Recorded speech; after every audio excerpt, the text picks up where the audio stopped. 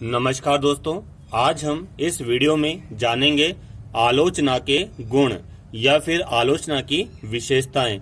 इससे संबंधित प्रश्न यूजीसी नेट तथा हिंदी एमए व बीए की परीक्षाओं में पूछा जाता है दोस्तों, इसलिए आपको ये वीडियो ध्यान से देखना चाहिए। आलोचना को समीक्षा या समालोचना भी कहा जाता है। जब कोई लेखक किसी कवि या लेखक की रचना को पढ़कर उसके गुण और दोषों की विवेचना करता है, उसे ही हम आलोचना कहते हैं दोस्तों। इसकी पहली विशेषता है, आलोचना किसी रचना के गुण दोषों का उद्घाटन करती है। आलोचना के द्वारा ही हम किसी भी लेखक की रचना या फिर कवि की कृति के गुण और दोषों का उद्घाटन कर सकते हैं। हम आलोचना के द्वारा बता सकते हैं कि यहाँ पर इस जगह पर लेखक और कितनी अच्छी कलम चला सकता था, यहाँ पर उस समय इस लेखक ने ये बिंदु क्यों छोड़ा। दूसरा है, आलोचना के द्वारा किसी रचना का मूल्यांकन किया जाता है। आलोचना ही है जिसके द्वारा किसी कवि की या लेखक की रचना का सही आकलन मूल्यांकन किया जा सकता है दोस्तों, ठीक है ना। यानी कि उस समय, यानी कि जब भारतवर्ष गुलाम था, उस समय के जो रचनाकार थे, उन्होंने अपनी रचना में इस बिंदु को क्यों नहीं उठाया। अगर उठाया तो ये कितनी बड़ी बात थी, बाकी लेखक कहाँ पीछे रह गए थे। इस प्रकार मतलब हम कई प्रकार की आलोचना उस समय, मतलब आलोचना के द्वारा हम अपनी बातें व्यक्त कर सकते हैं दोस्तों।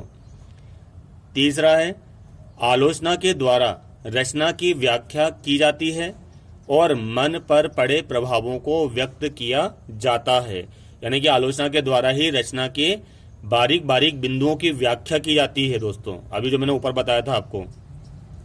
और मन पर पड़े प्रभावों को व्यक्त किया जाता है, यानी कि अगर मैं आचार्य रामचंद्र शुक्ल का साहित्य देखूंगा, हिंदी साहित्य का इतिहास, तो मेरे मन पर जो प्रभाव पड़ेगा तो मैं उसे व्यक्त करूंगा। हो सकता है कोई उनसे कोई बिंदु छूट गया हो तो मैं उस पर अपनी कलम चला दूं, या फिर मुझे कोई अच्छा बिंदु लगा तो मैं उस पर अपनी कलम चला दूं, तो वही क्या कहलाती है, आलोचना।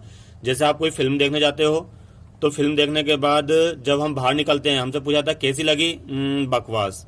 कोई बोलता बहुत अच्छी लगी थी, कोई बोलता है कहानी में तो कोई दम नहीं था, हाँ गानों ने अच्छा मनोरंजन किया। तो ये सब उसके क्या हो गए, गुण और दोष हैं दोस्तों ये, ठीक है ना। तो यही आलोचना है। और आलोचना हमारी भी होती है दोस्तों, हर दिन होती है।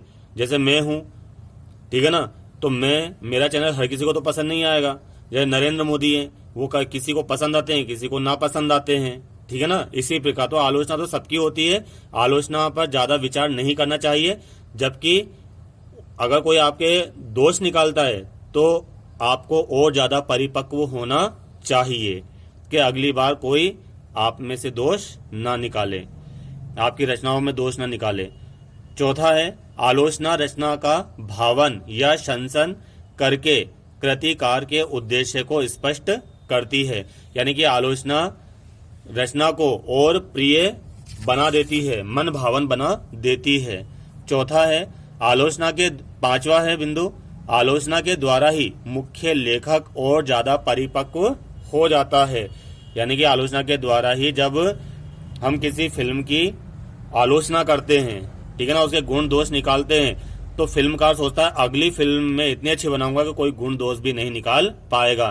तो यानी कि मुख्य लेखक और ज्यादा क्या होता है दोस्तों, परिपक्व हो जाता है। वो सोचता है अरे आलोचक इतनी पैनी नजर से मेरी रचना पर ध्यान देते हैं। इस प्रकार उम्मीद है आज का वीडियो आपको पसंद आया होगा, समझ भी आया होगा। धन्यवाद।